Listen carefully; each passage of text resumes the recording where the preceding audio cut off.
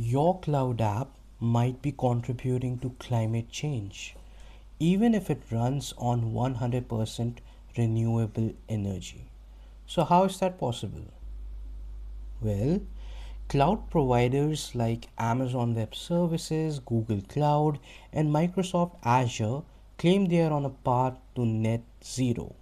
They talk about efficiency, renewable energy, sustainability, but behind those claims is a much more complicated reality.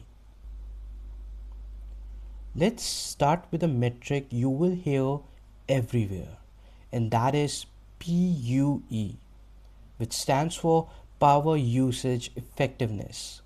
It measures how efficiently a data center uses energy. A perfect score 1.0. And hyperscalers are really good at this. But here's the catch: PUE tells you how efficiently energy is used, not how much energy is used. And that difference changes everything.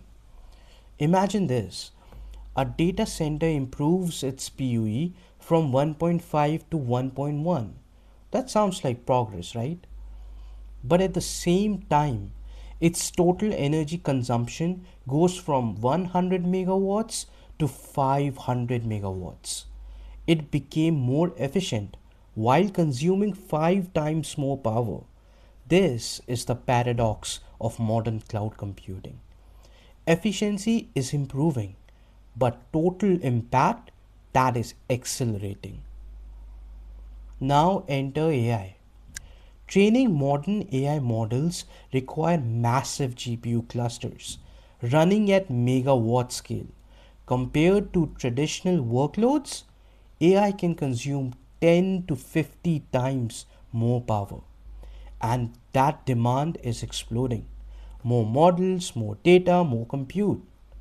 We are entering the energy intensive era in cloud history, right as companies are promising to go net zero. So, what does net zero actually mean?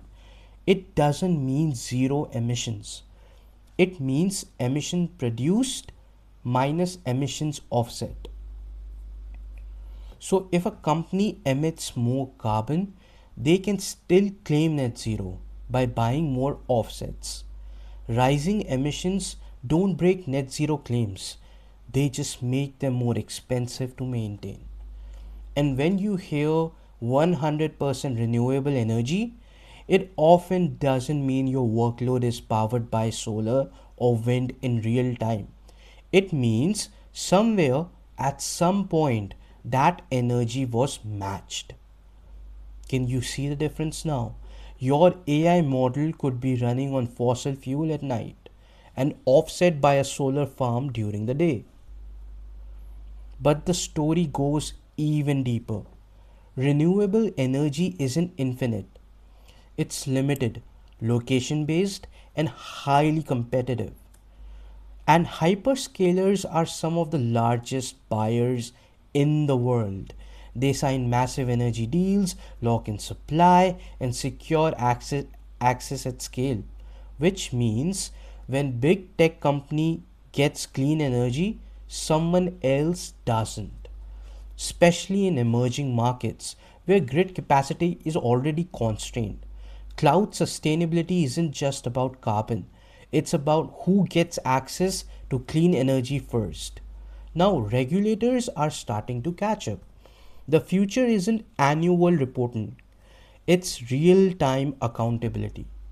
Not we used renewable energy this year, but what powered your workload at this exact moment. Because sustainability isn't yearly, it's hourly. So where does this leave developers?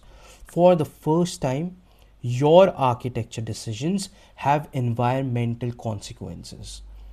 Where you deploy matters. When you run workloads matter. How much compute you use matters.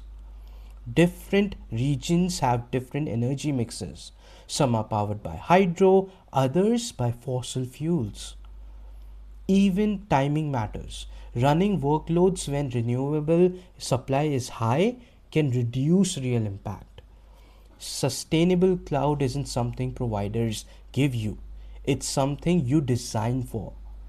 The cloud didn't eliminate infrastructure, it just centralized it. And now, sustainability depends on how that power is used. And of course, who controls it.